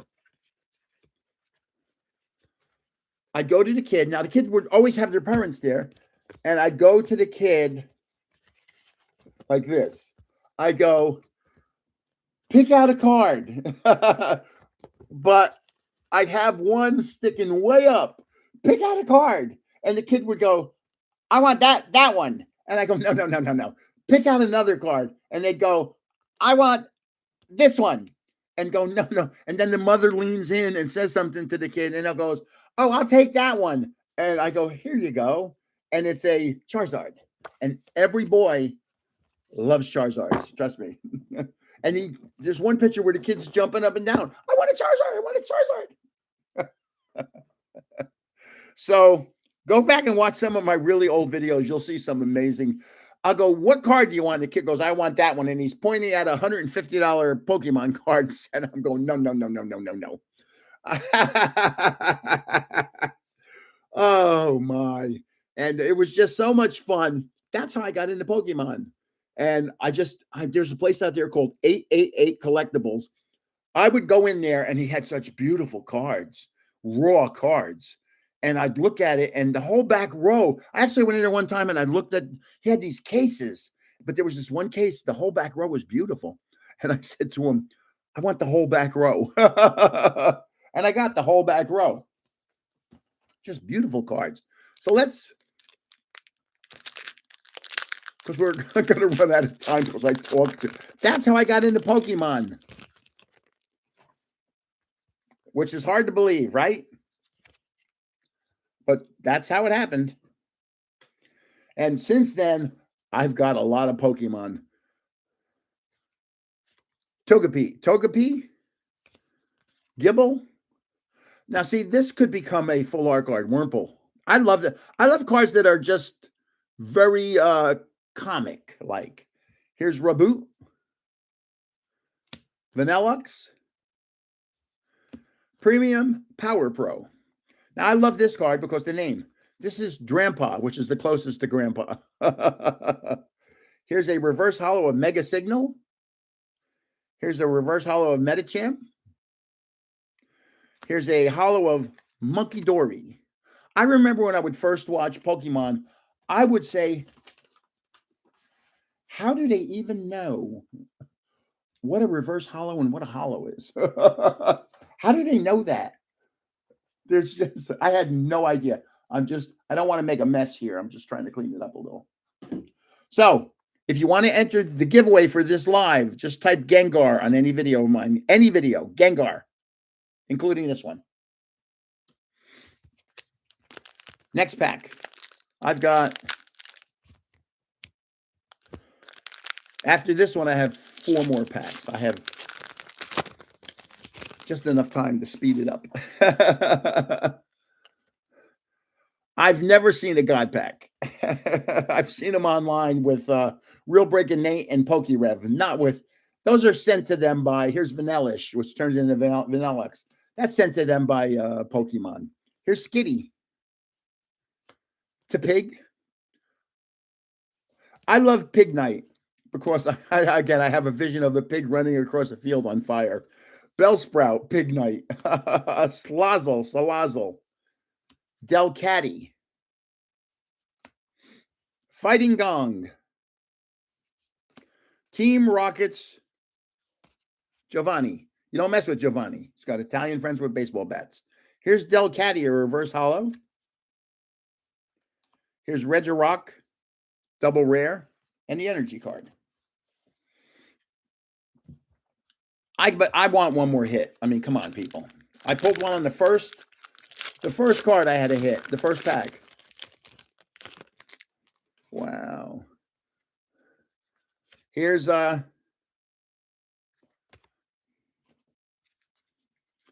Riolu,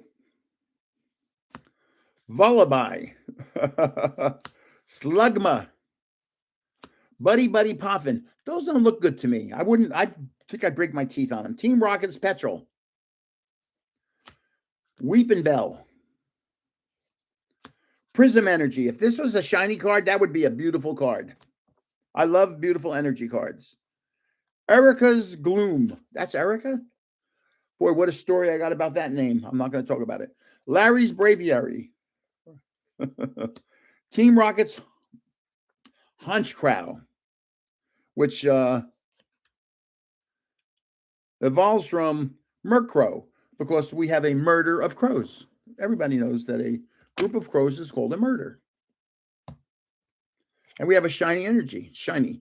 Let's see. You can see that. Even that, though, is not. Come on. Put some sparkles and swirls in there. Sometimes I think it looks like Pokemon gets a little lazy in what they do. I guess it's got to be hard to come out with sets every 2 or 3 months. It's got to be really hard to do. Gengar. Say Gengar. Here's Pikachu. That's the male version because the tail is Lightning Bolt. Here's Tarantula. Here's one of my favorites. Ghastly. Swirlix. Erica's Gloom. Why would I have duplicates? There's 270 base cards here. 217. Vikavolt. Light Ball. See, this could be cool if that's a full art card of some kind. Here's Tadbulb. Reverse Hollow. Here's a reverse hollow of Reboot. Here's a Miss Magius hollow. And here's a energy card. Let's just get rid of that. Okay, I got 2 more packs. And I got 17 more minutes. I can get back to talking. They do release an awful lot of sets. And see, I'm of the type, I love really good art. Let's see, where is it? Where'd I put them? They're right here somewhere. Oh, there they are. To enter the giveaway, just say Gengar. I have to do that a million times. I really do. But I thought these first partner cards, I mean, I think these are beautiful. Look at that card. Spectacular.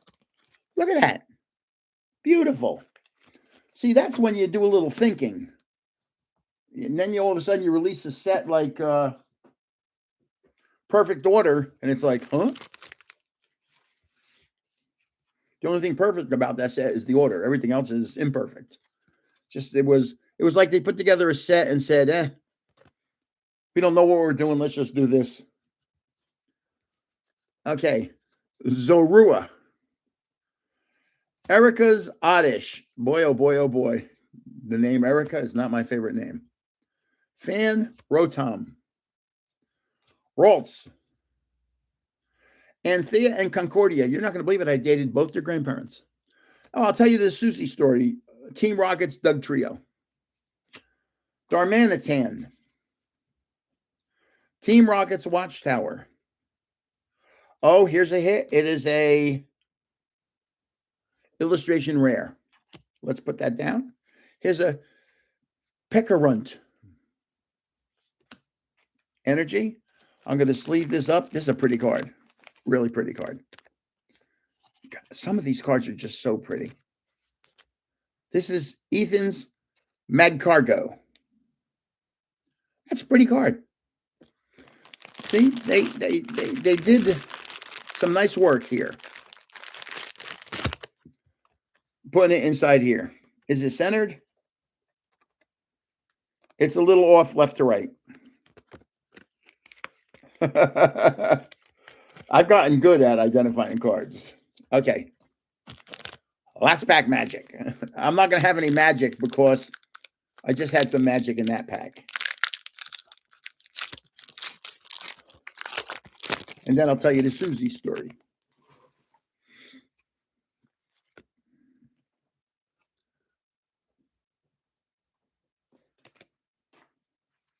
Okay.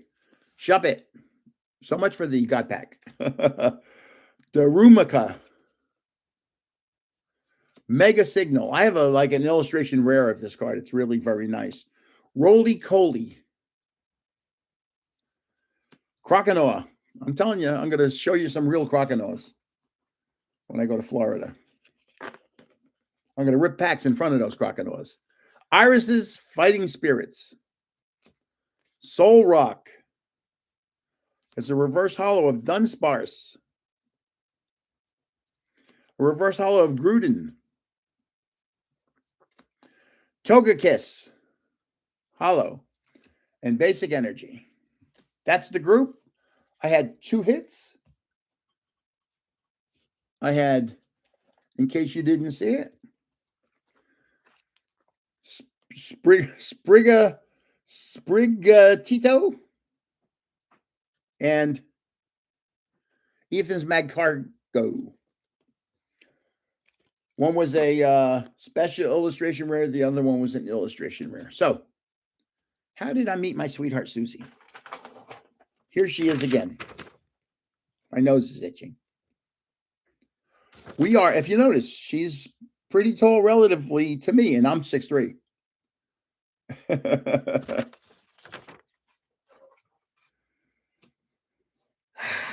So, boy, I'm telling all these stories that are sad. This one isn't sad. This is a happy one. So, hello from Tacoma, Washington. So, I was dating online on Match.com. Match.com. And I saw her listing, and she said she's looking for a guy who's tall and intelligent. So I answered. We met in a Barnes and Noble. And I'm tall and intelligent. And you had to be intelligent to deal with her family because her dad is a PhD in chemical engineering. Her sister has a master's degree in something. Her brother has a master's degree in finance. She has a master's degree in psychology. So you have to be able to deal with these people. And so I'm relatively intelligent. And I was just one of those people that remember everything. I'll tell you a little story. We're sitting down. Do you know who Ken Jennings is? The guy on Jeopardy that runs Jeopardy now. He took over for Alex Trebek. Well, he did the show. He won like 82 games in a row. I mean, he was unbeatable. And there was one game where he was a contestant. Now I'm sitting there with Susie and we're watching it. And Alex Trebek reads the thing and goes, "This is the French equivalence to troy ounce." And I go, "What is avoirdupois?" And nobody buzzes in. It goes, And Alex Trebek goes, "What is avoirdupois?" And she looks at me and goes, "How the blank did you know that?" And I said, 25, 30 years ago, it went in here. It's been rattling around inside there for 25 or 30 years. And finally, somebody asked the question and out it came. I had another one last night. This is the only city where they give out the Nobel Prize in Stockholm. But this is the only city where they gave it out in another. This is the only Nobel Prize they ever gave out in another city. What city was it? And I said, "Oh, what is Oslo?" And they all buzzed in and they all got it wrong, I think. And Ken Jennings goes, "What is Oslo?" And again, how do you know that? And I'm going, well, 25 years ago, I read about it somewhere. And it's been sitting in there going, okay, when can I come out? When can I come out? When can I? What is Oslo? I don't know. But one of the categories was, I think, female authors. I wouldn't have even buzzed in. And then the final Jeopardy was teen authors or something like that. And I said, I would bet nothing. I just don't know authors. I don't. And Shakespeare. See, if I was going to be on Jeopardy, and I've tried out for Jeopardy a bunch of times, I made it to a simulated game, but I think I have the wrong personality for Jeopardy. Way wrong. Okay, to enter the giveaway, just say Gengar, Gengar. You'll be in the giveaway. I might have it on by tonight, but I'll have it on by tomorrow at the latest. This is the first place prize. Oh, my sweetheart just jumped in the shower. I don't know if you hear the water running now. Happy belated birthday. Yes, thank you very much, Nessabels. Oh, so just say Gengar and you'll be in the giveaway. And I might have it by later this afternoon. I already had coffee.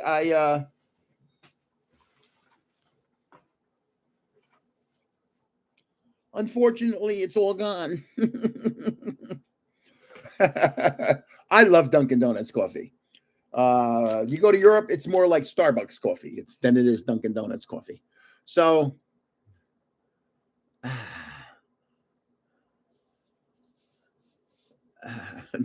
definitely, I gotta fill another cup of Dunkin'. I have Dunkin' in the house. Sometimes I'm a little lazy and I'll make the coffee instead of. I mean, literally this morning, I got up at 8:15. I was laying there going da da da da da da da, and then all of a sudden my alarm goes off, and I go, "Oh man, it's 8:15." I got up, I brushed my teeth, I showered, I dried off, I got dressed, and I was out of the house by 8:27. 12 minutes. I want to see my sweetheart do that. No, because they have to do their hair, they have to do their makeup. I don't need makeup. I think I'm just right without it. So I drove to Dunkin' Donuts. I left the house at 8:27. I was at Dunkin' Donuts at 8:31. That's how close I live. It can only be better if I live next to it and can walk there. I ordered Dunkin' Donuts. I came back home and I got home at about the longest part was waiting in Dunkin' Donuts for my order. Happy birthday. Thank you very much, Cowboy Cards. Thank you.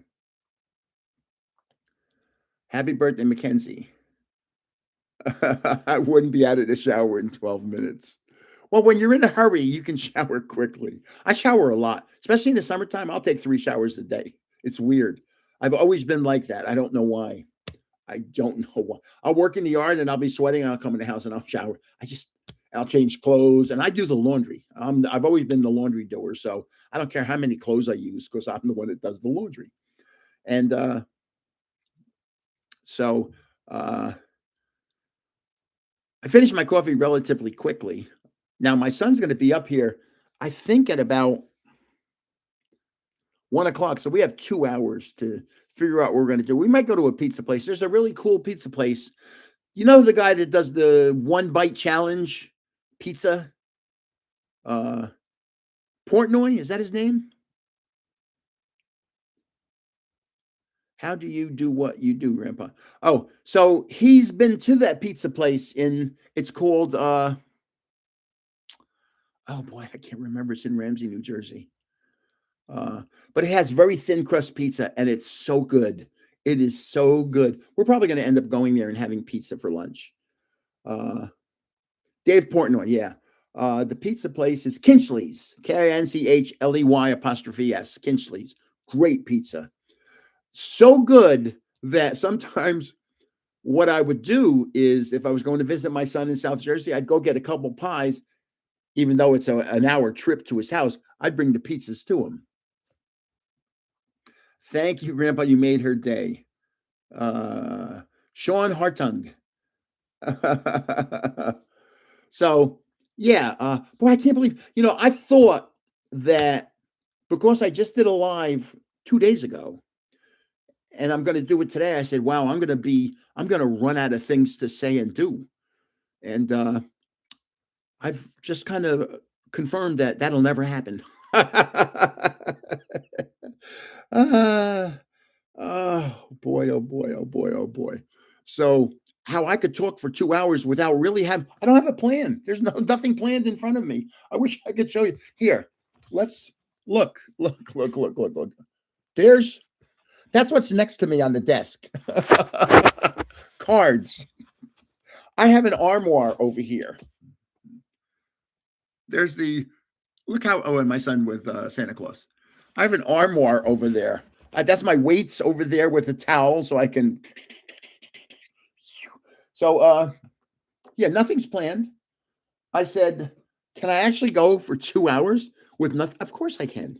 I just did stand-up comedy in New York City. I could probably talk for 10 hours. I have such great stories about stand-up comedy, but I can't tell them because I have to be very careful what I say on YouTube because I can get in a lot. I don't want to get in trouble. I have very huge plans for this channel as long as I stay healthy. And if you've been around for a while, you've seen me have a heart attack, be in the hospital for a kidney removal. You've seen me very ill. I don't care that I do videos lying in death's bed in the hospital. I don't care. It's life. And when I'm doing a video from the hospital, I'm just showing you what's really happening. I don't sugarcoat everything, because when you get 74 years old, everything's not sugarcoated. I mean, think about my sweetheart just had her hip replaced 3 weeks and 3 days ago. Uh, it happens. How it happens, we don't know. But yeah, I could literally talk for hours and hours. I used to do stand-up comedy. I have some really funny moments, but I can't say them on YouTube because I don't want YouTube to ban a video because I said the wrong thing. And in comedy, you say a lot of wrong things. The funniest things are the wrong things. What can you do? Everything's not rainbows and unicorns. There's real life, and real life can be funny. And no, she stopped using the walker. She generally is walking around the house just unassisted with everything. We went out for a ride yesterday in the car. She's so much better. She used the walker for 2.5 weeks. She went to a cane, and I think she's going up and downstairs into the shower. It used to be help, help, help, help, and now it's not. She's just doing it. And as I said to her about 3 days ago, I said, wow. I said, your whole face has changed. I said, you don't have the look of pain on your face. She's had this, if you have a hip problem, it's painful. Every time you walk, it's painful. So I kept seeing this look of pain on her face for a long time, and all of a sudden it was gone. And it was like, I said, I can't believe it. I can look at your face and I don't see pain anymore. And so that's the lowdown. So we're at 10:58. We got 2 minutes left. 10:59, 1 minute left. Anybody got any questions back there? Yeah, she has to build her strength back up. There's no doubt about it. That's good for your dad, Dustin. Cowboy cards. Are you a Cowboys fan? I was in the hospital for 2 weeks. Yeah, that's not good. When you're in the hospital for 2 weeks, that is not good. Yeah, she is doing well. As I just heard, or I said, can you hear the water running? Because literally on the other side of the wall, which is right here, I can reach and hit the wall. I'm touching the wall right now, is the master bath. I have a great cowboy photograph somewhere. Maybe I should send it to you. I have a great cowboy photograph.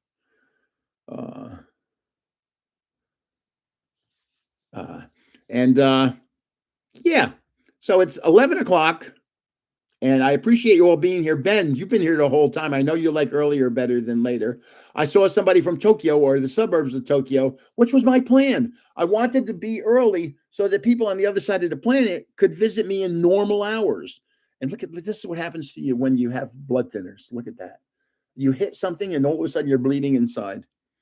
Hello from Pennsylvania. Yeah, as I said, my dad owned 10 acres of land in Ballackinwood. I don't know if you know. It's in the Philadelphia suburbs, north of Philadelphia. Do you have PayPal or Cash App, Grandpa, if you want? I have a members plan. You can do that somehow. I don't know actually how that works. YouTube has given me all these things to do, and I need to hire somebody here that can help me with the technology of YouTube. So, but I do have a members plan somehow, and I'm not quite sure how that works. So it is now 11, and love them boys. Hello from Tennessee. As I said, Randall, my son lives in Columbia. Like and subscribe, everyone. I appreciate all of it. There's 79 thumbs up over there. And don't forget, last time to enter the giveaway, say Gengar on any video of mine. Gengar, Gengar, and you'll be in. Closer to Pittsburgh. Yeah, Pennsylvania is a wide, 350 miles wide. They're in Philly. You're on the other side of the planet. So, hello from Maryland. That's it. It's now 11:01, and it is time to sign off. Good luck on the Team Rocket Moltres UPC giveaway. Man, there's going to be a lot of people. Sorry about that. What can you do? And don't forget, say Gengar, Gengar, G-N-G-R, for your chance to win this baby. And there'll be other things, but that's the big one. So thank you for being here. I appreciate all of you. Thank you very much. And you all have a nice day. And my son's coming up and we're celebrating my birthday today. So thank you very much. Take care, everybody. Bye-bye.